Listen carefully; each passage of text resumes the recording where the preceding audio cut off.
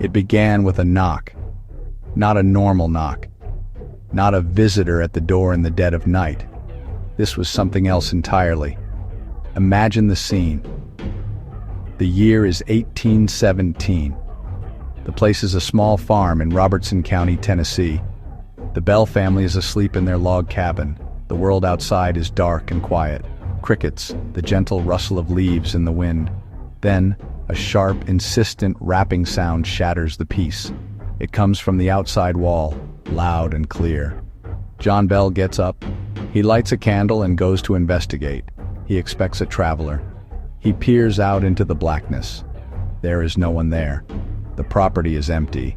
But the next night, the sound returns, louder, moving around the house, on different walls, on the door, on the windows. Each night, more persistent. They try to ignore it, but fear tightens in their stomachs. Something was outside their home. Something wanted to get in. Soon the sounds start inside. Scratching becomes violent clawing. They search. No rats, no animals, nothing. The house is no longer a sanctuary. It has become a cage with an unseen predator.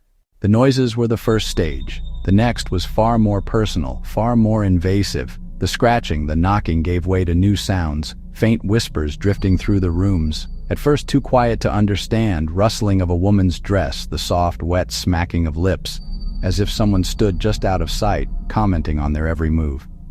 The children, especially the youngest, Betsy, felt it most. Bed covers yanked away by an unseen hand. The whispers grew clearer, evolving into a hoarse, guttural voice that called their names from the shadows.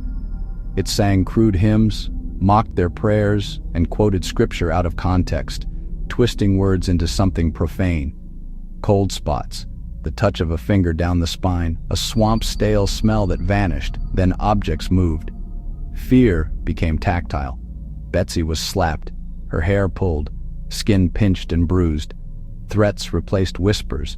Touches became assaults. The haunting turned violent. As the months wore on, the entity grew bolder. Its voice became stronger, clearer. It began to communicate directly with the family and with visitors who came to witness the phenomena. Asked who it was and what it wanted, the spirit offered a chilling identity. The spirit of Kate Batts, a real neighbor tied to a bitter land dispute with John Bell. Though Kate Batts lived, the voice claimed to be her witch, an essence sent to torment the Bells with a brutal intention: destroy John Bell.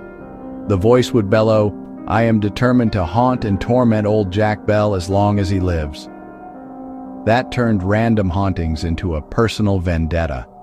It was intelligent, malevolent, witty one moment, vicious the next, showing deep knowledge of local gossip and private histories. Claiming to be Kate put the community in a bind, rumors of folk magic, denials from Mrs. Batts, but the name stuck, the Bell Witch. A legend was born, a name that would symbolize supernatural terror in American folklore for centuries. The torment that began with whispers and pulled blankets soon escalated into outright physical violence. Objects hurled with force, furniture overturned. The Bells dodged shrapnel in their own home. The house became a battleground. Betsy suffered brutal beatings, her hair torn in clumps, pins stuck, leaving bleeding punctures. John Bell's tongue swelled, seizures struck. He felt pinpricks and invisible blows as the spirit mocked him. Relentless attacks left him weak and perpetually exhausted. Even animals trembled, manes in impossible knots. The dog cowered at the door. Fear permeated the property itself, proof there was no escape from Kate's malevolence. If this legend grips you, hit like and subscribe to Mysterious Urban Legends. From the very beginning, the Bell Witch made one thing perfectly clear. Its primary target was John Bell. While the entire family suffered, the entity reserved a special, relentless cruelty for the patriarch. Kate's voice frequently singled him out, screaming curses and threats. The physical torment was insidious, swelling tongue, swelling face, making life difficult. He began suffering debilitating seizures. The witch's voice would cackle with glee, pricked with pins and beaten by a heavy stick, though no attacker existed. Kate knew his thoughts and fears, taunted his business dealings, his failings, his inability to protect his family.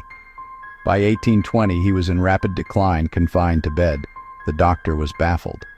Family and neighbors called it a witch's curse. Kate had promised to kill him. and now seemed to be making good on that vow. In the autumn of 1820, John Bell's ordeal neared its end. On December 19th, he was found unresponsive, an unnatural coma. As they reached for his medicine, they found a small, smoky bottle of dark liquid no one recognized. The witch shrieked with triumph, "I gave old Jack a big dose of this last night, which will fix him." A drop given to the family cat reportedly killed it instantly. They hurled the vial into the fire, where it burst into a brilliant blue flame. It was too late. John Bell never regained consciousness. He died December 20th, 1820. At his funeral, the Bell Witch celebrated, boisterous, profane songs mocking the mourners, the ultimate act of disrespect. John Bell's death remains a cornerstone of the legend, often cited as the only case in American history where a death was attributed to a supernatural entity. At the heart of the saga is young love, Betsy Bell and Joshua Gardner, families approving, a rare light amid terror. From the moment the engagement was announced, Kate's opposition was vicious. Visits triggered intensified attacks, slaps, pinches, insults, threats. "You shall not marry Joshua Gardner." Kate followed them on walks, whispering poison into every quiet moment. Joy turned to fear. The witch offered cryptic reasons, sometimes pure malice. The toll mounted. In April 1821, months after her father's death, Betsy broke off the engagement, devastated, believing there was no other choice.